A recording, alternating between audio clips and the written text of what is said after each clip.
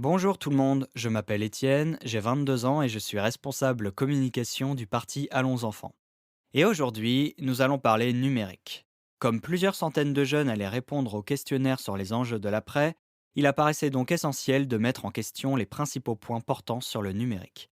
Notre première question concernait l'utilisation des données personnelles. Les réponses étaient assez nuancées, ce qui montre que les avis restent assez fragmentés à ce sujet. Si beaucoup disent que les jeunes n'estiment plus la valeur de leurs données personnelles, 48% se disent gênés par l'utilisation de celles-ci et 33% pensent que ce débat dépend. Aussi, si la quasi-totalité de nos répondants considèrent être dépendants vis-à-vis des outils numériques, peu d'entre eux ont des solutions concrètes afin de limiter cette dépendance. C'est pourquoi nous avons mis en exergue la souveraineté des géants du numérique comparée à celle des États.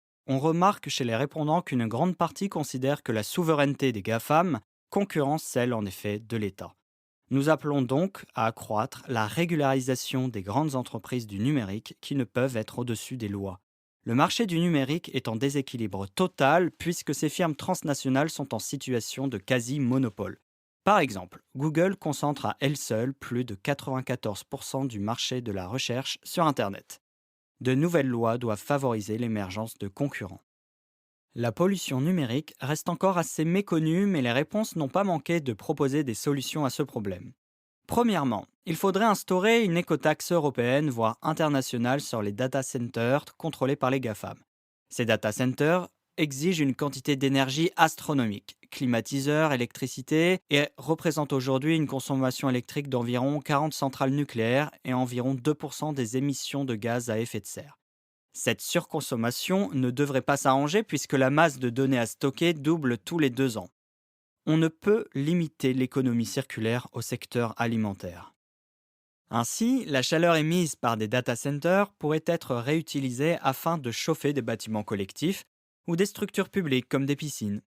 Des solutions sont nombreuses comme le free cooling par exemple. On le constate, ces débats au sujet de la pollution induite par le numérique de par les composants électriques ou les ressources ne manquent pas. Il est cependant impératif de sensibiliser les internautes et le grand public à la pollution numérique qui reste peu connue alors qu'elle excède celle induite par le secteur aérien. Outre des campagnes de communication promouvant des gestes éco-responsables à adopter avec des outils numériques, suppression des mails, utilisation de moteurs de recherche à l'impact carbone neutre, rendre publiques les émissions des entreprises numériques nous semble plus qu'adéquat, ce qui aura un impact sur la consommation énergétique des utilisateurs. Donc, favorisons l'émergence de pratiques et d'une utilisation éthique du numérique. Favorisons le green web. Les nouvelles technologies se développent à une vitesse qui peut parfois échapper au pouvoir public. Nous notons qu'une grande partie des sondés sont méfiants vis-à-vis des innovations liées au transhumanisme, qui modifient le corps humain par le biais de nouveaux processus dits innovants. Bien employées, ces nouvelles technologies peuvent réduire les inégalités. Par exemple, un cœur artificiel peut contrer une défaillance cardiaque. Mais pour assurer la bonne utilisation de ces nouvelles technologies à l'égard de l'humain, nous pensons qu'une nouvelle agence de l'ONU devrait être créée afin de gérer les débats liés à l'intelligence artificielle et à la bioéthique. La politique se doit toujours de s'adapter à son temps et nous trouvons que le secteur numérique manque cruellement de régulation politique, justement.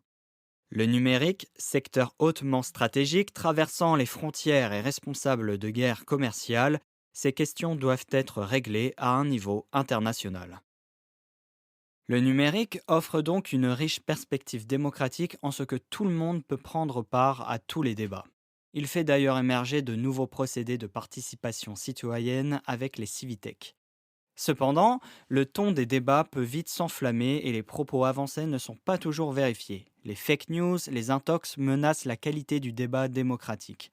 C'est pourquoi nous demandons l'augmentation des sanctions en cas de diffamation avérée. Pour que chacun puisse prendre du recul, des campagnes de sensibilisation à la vérification des informations sur Internet devraient voir le jour tout en accélérant cette démarche au sein des parcours éducatifs.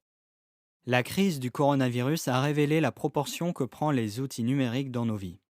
La politique est relativement absente de ce domaine ou parfois rejetée, ce qui pose un problème puisque l'utilisation des plateformes et des objets connectés va croître dans le futur.